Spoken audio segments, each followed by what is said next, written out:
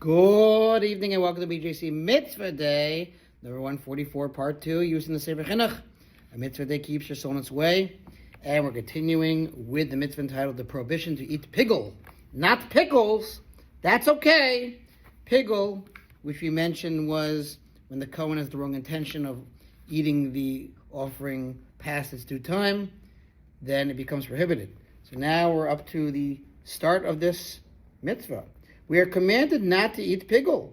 The meaning of the term piggul is an offering upon which the Kohen who offered it had a specific type of invalidating intent, either while slaughtering or while offering it. The specific invalidating intent that causes piggul is where he concluded in his mind while slaughtering the animal or while offering it that he would eat from that offering after the time designated for its consumption, or that he would burn upon the altar some portion of it that requires burning after the time designated for its burning. He wanted to do it after. The verse that defines piggul speaks of the intent to consume the offering after its time. If some of the flesh of his feast shlomim offering was intended to be consumed on the third day.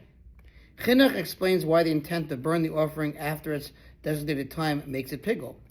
The disqualification of piggul applies also to an offering brought with the intent to burn it upon the altar after its time, because consumption by the flames of the altar and consumption by a person are both included in the meaning of the term consuming.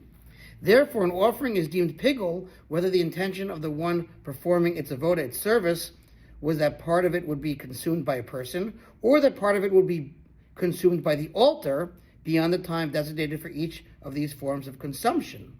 The Chinuch describes the penalty for one who partakes of an offering that has been rendered piggul.